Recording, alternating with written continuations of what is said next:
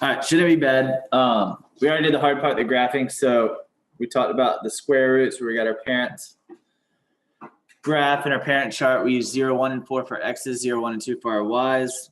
With the cubes, we use -1, -1, 0, 0, and 1, 1 for our 3 points. And then if you could extend it further, you could.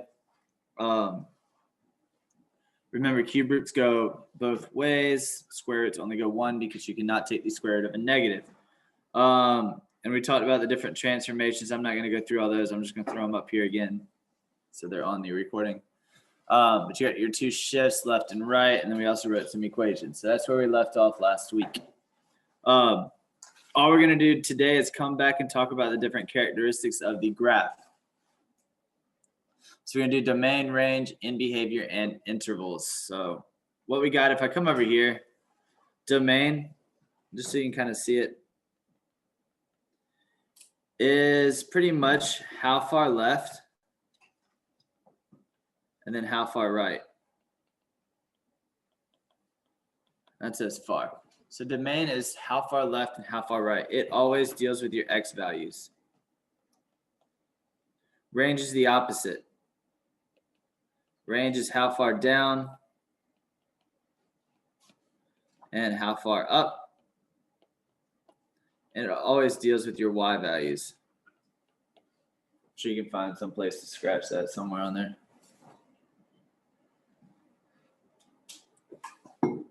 So domain is all your x's. It's how far left and how far right. Range is all your y values, so how far down and how far up.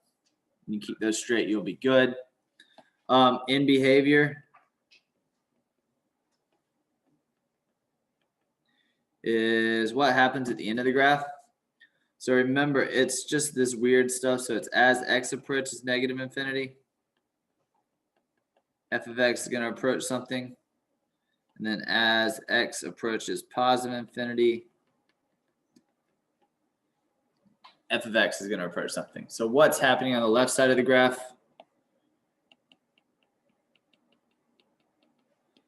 And then what's happening on the right side of the graph?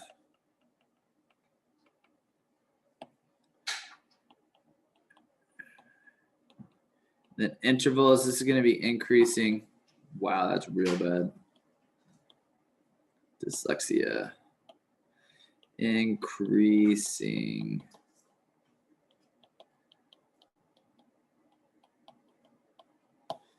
And decreasing. So that's kind of the flow of what all of our stuff is going to be today. Everything you've seen before, it's nothing new. It's just applying it to a different circumstance.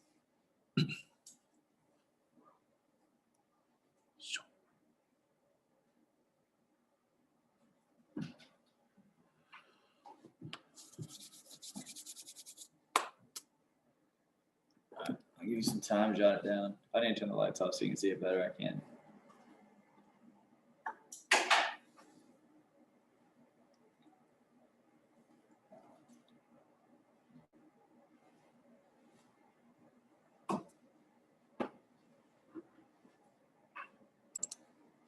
All right, let's roll with it. So if we're looking at square roots, all we need is the graph, all we need is the picture. So my domain is going to be how far left is the graph going and how far right is the graph going. I know with this class I already talked about it because I got ahead of myself.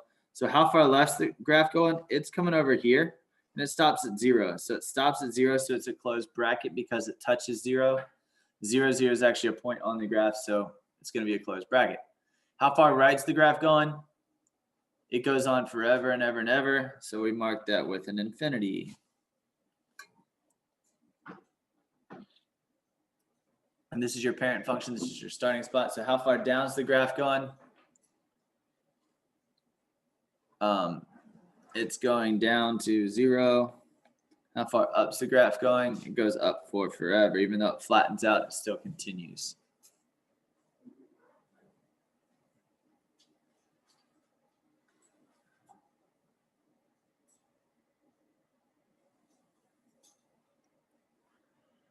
All right. Now, in behavior is going to have a little tweak here because that graph is not going all the way to negative infinity, right? I wouldn't be mad if you still wrote it but it's a little bit different because here as x approaches negative infinity, as x goes that way, if you still want to say that, it's never going to go past 0, okay? Because it doesn't go that way. So you can tweak it a little bit and say as x approaches 0, your function's actually approaching 0 as well because it stops there, right? Because it's got a fixed point at the end. And then what's happening on the right side of the graph? It's going to the right. So as x approaches positive infinity, your function's going up. So it's going to approach infinity as well. So you're kind of filling in those gaps. It's what's happening on the left and then what's happening on the right.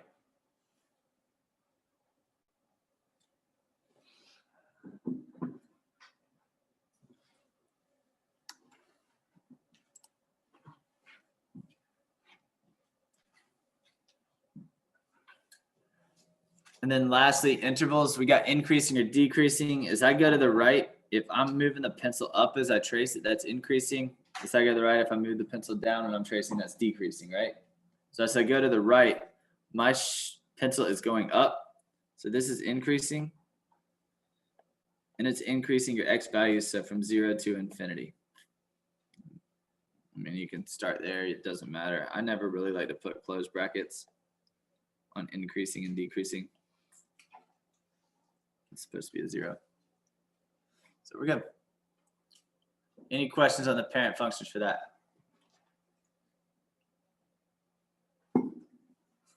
Cool. All right, let's go to the cube. I'll leave it up.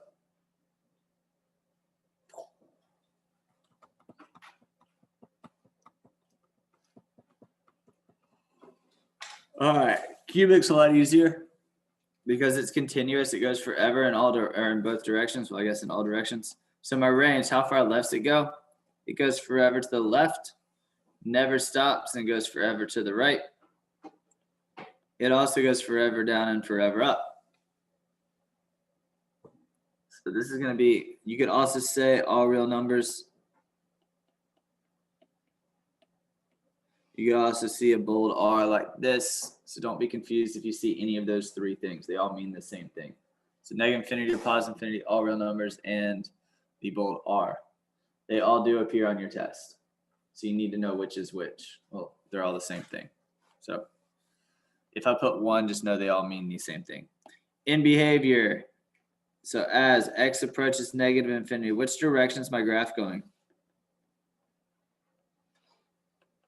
And then as x approaches positive infinity, which direction is my graph going? So usually you're just filling in those blanks. So as I go to the left, my graph is going down, so that's going to be a negative infinity. It's going forever. As I go to the right, my graph's going up. So what's happening here? It's going up, so it's positive infinity. So remember, all it is what's happened on the left side and what's happened on the right side, the end of your graph. Now, intervals. Am I ever decreasing in this graph? No, it increases the whole way, right? So it's going to be increasing, and it's the whole thing. So negative infinity to positive infinity.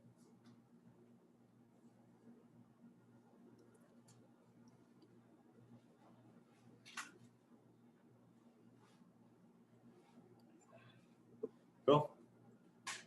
All we're doing is reading our graphs, interpreting some things today. Nothing super nuts. All right, let's come over here. Oh, what happened there?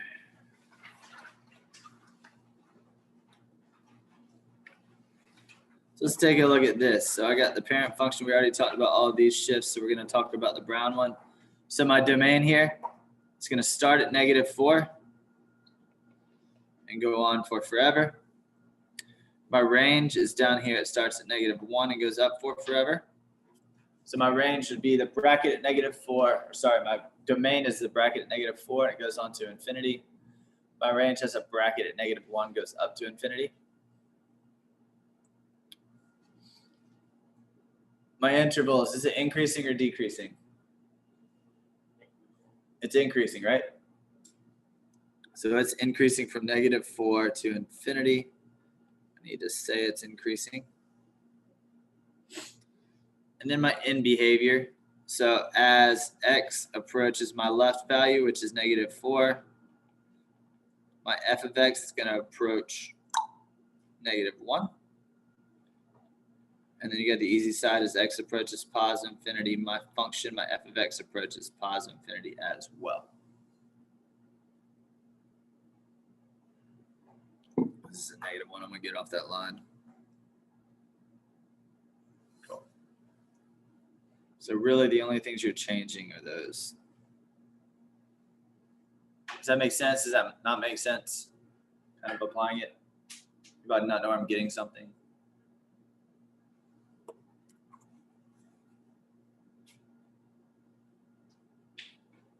All right. Take a second, try number 2, see what you get. All right, so what we should have here is my domain. How far left is it going? It's going left or to the right 3. So it's going to be 3 to infinity.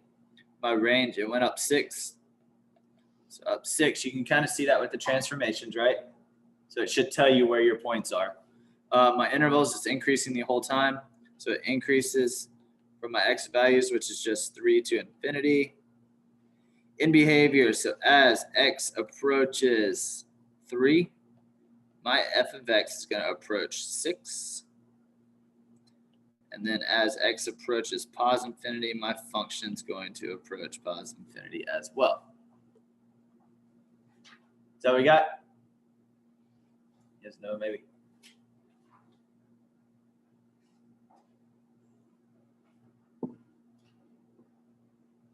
I like that. I can still see your thumb. You don't hide it in the shadows. All right, let's look at a couple of the cubes. So a little bit easier with the cubes.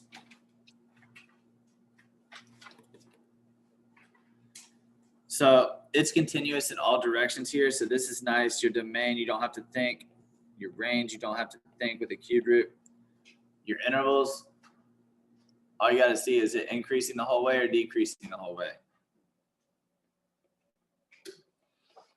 Increasing the whole way. And then you just got to write your end behavior. So as x approaches negative infinity, my function approaches negative infinity. As x approaches positive infinity, the right side, my function's going up. We're done. Cube roots are a lot easier because they're continuous in all directions. It doesn't matter if you shift it. The only thing you really got to watch out for is the reflection. Okay? Because the reflection is going to impact your in behavior and your intervals.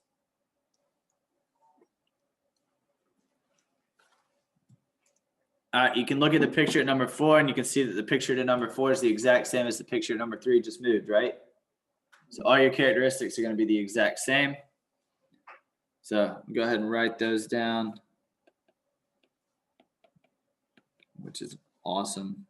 So it increases the whole way. And then as x approaches negative infinity, my function goes down.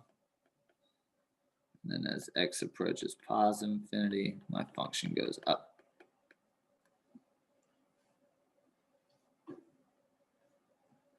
All right, and then we'll look at the last one in a second. All right, so with this, my domain and range are still the same. So I got negative infinity to positive infinity. Negative infinity to positive, that's not going to change. Now with the brown one, you notice now, is it increasing or decreasing? It's decreasing the whole time because of that reflection, right? So it flips it. So it decreases the whole time. Now in behavior, so as x approaches negative infinity, my function is going to approach something. And then as x approaches positive infinity, my function is now going to approach something. So now since it flipped, as I go to the left, you see right here, it's going up. So that's going to be positive. That's going to be negative now. So since it reflects, that's going to flip as well.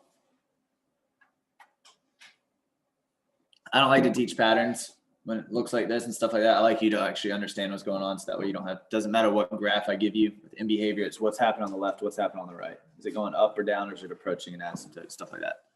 We get to graphs later. All right. Is that all? I think we got one more, right? One more. Oh yeah, the upside down square root. All right, so reading this one, we're just looking at the brown. So how far left's the graph go? It goes right 4, so negative, that's a positive 4, not a negative. So it goes 4 and then all the way to the right, so infinity. My range, how far down does it go? It flips, so it goes down to negative infinity, then it goes up to 1. You'll see the difference there? Since it's upside down, it's going down now. You always do down first, so it goes down first, so that's why it's negative infinity, and then goes up to 1. These got to be in numerical order, so you can't have 1 and then negative infinity. It'll drive me bonkers. All right, intervals, am I increasing or decreasing? Decreasing. So it's going to go decreasing here, and we're going to go from 4 to infinity. Then my end behavior. So as x approaches my left value, which is 4, my function's approaching 1 because it's getting closer and closer to 1 and eventually gets there. And then as x approaches positive infinity, that's the right, my function is going down, so it's going to go to negative infinity. And we are good to go. All right. So now you should be able to graph a square root, graph a cubed root, write an equation based off some information. Tell me domain, tell me range, tell me intervals, tell me end behavior. Anything, a curveball that you don't understand. It's like 8 things. Don't tell me you didn't learn something. All right.